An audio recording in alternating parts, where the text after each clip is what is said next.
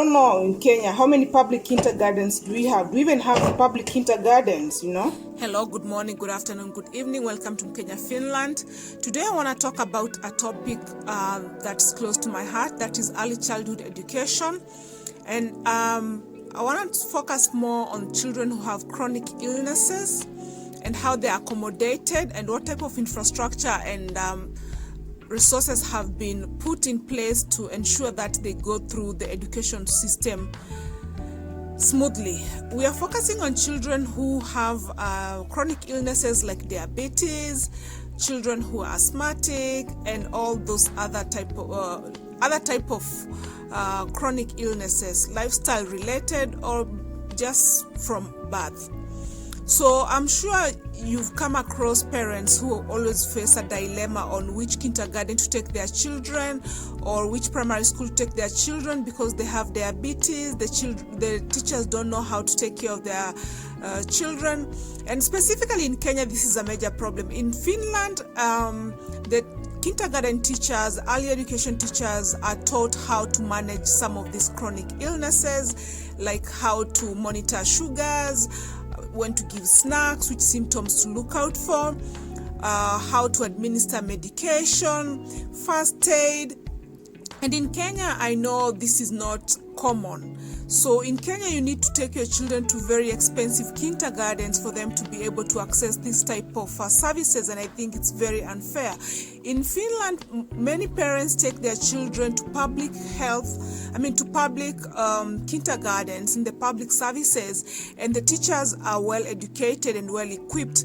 The teachers usually, the early childhood education teachers go through university system in order for them to qualify to be teachers in early childhood education, and so it prepares them to be able to handle this type of cases, as opposed to Kenya where anybody can just open up a kindergarten, you know. I thought I could make some mash and mincemeat as we chit chat and see how this conversation goes. Let me know how you like it. So let's check if this is ready. It's ready. You can see the potatoes are ready.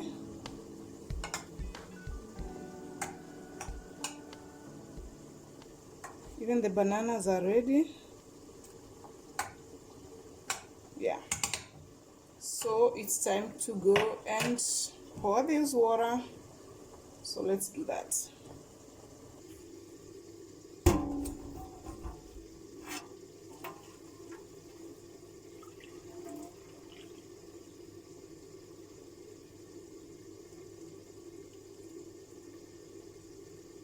I won't pour all of it, I'll leave some. To be followed, this is some type of butter mixed with, it's margarine, but it's margarine made from butter, like it's not the normal margarine. So it's what I normally use. So take generously.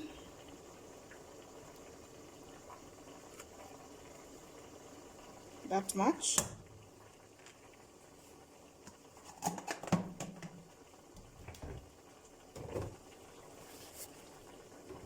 Some milk.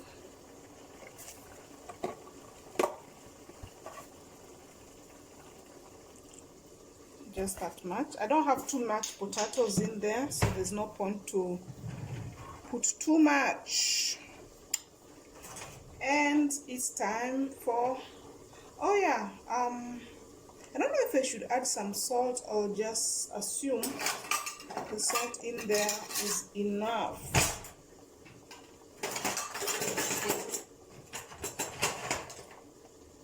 You all know if I put too much salt, that food will be absolutely useless.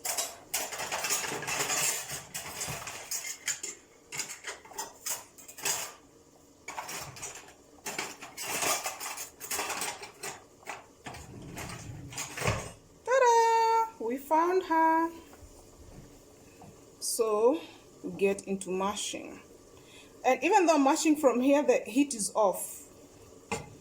so don't imagine. It's just that there was some heat left on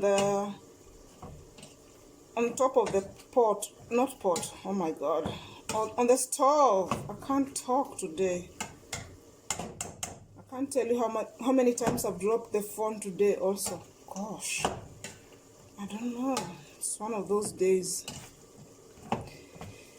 Anywho, so yeah, I hope you learned something about the education system in Kenya versus the education system in Finland. I forgot to mention how it works in Finland. In Finland, yes, they have a school nurse, but all teachers have to learn how to administer first aid, how to deal with chronically ill students, what to watch out for, when to call the parent, when to call the ambulance. Like, they work as a team, you know, the parents and the government, because I'm now talking about public kindergartens. Like, I don't know in Kenya how many public kindergartens do we have. Do we even have public kindergartens, you know? Because in Finland we have public kindergartens. I think in Kenya is mostly private, you know. Finland, they are professional, they are public kindergartens, well run by the government and municipalities, and they work absolutely well. I feel like I might have put too much liquid. It's a bit too soft, but it don't matter because I'm not going to eat all of it today. So it's nice that even tomorrow, when I want to eat it, it's not too dry or too hard, you know, like the way you want to warm your mash and it's so hard. So I think that is it for the mash. So let's check how our meat is doing.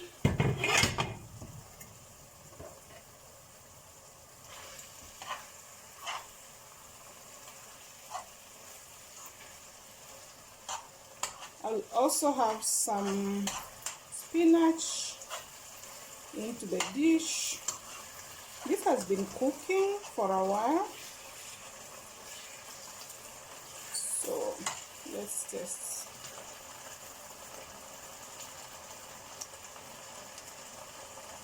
Bueno, it's ready.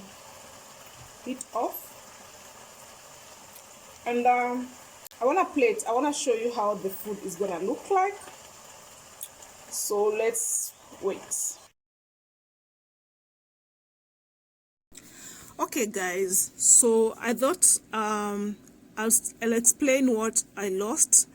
I had discussed about effects of chronic illnesses on the children during their early childhood education. So for children who have asthma and they want to be in the kindergarten or primary school, they face a lot of challenges when it comes to playing outside when it's cold. And the teachers need to be well educated on how to dress them, on stimulants that make them get asthmatic attacks. For children who have diabetes, the teachers have to be educated on monitoring the sugar and how frequently they should be giving the children snacks, what type of symptoms to watch out for that may be warning signs that the child's blood sugar is running low. And I'm just touching on these two, but we all know there are so many other chronic illnesses that affect our children and that teachers need to be informed. When this does not happen, it means that the parents have to stay at home with their children. The parents are denied the possibility to participate in work life. The children miss out on the social skills that they're supposed to learn when they're little. They don't make friends. They do not learn properly. Some of them in primary school, if it's not well handled, they drop out of school because it becomes very difficult to participate in school. And that's why I think this is an important topic to discuss. So that's our table. That's how it looks like for today. That's mash. and minced meat, mashed spinach. I found the spinach going very cheaply. One big pack was going for €1, and as usual, I love fresh produce. If I can get it that cheaply, why not? So water, I always have my food with water. And then we have smoothie. I think we are missing something. Yes, now it's complete. So this is how we are looking.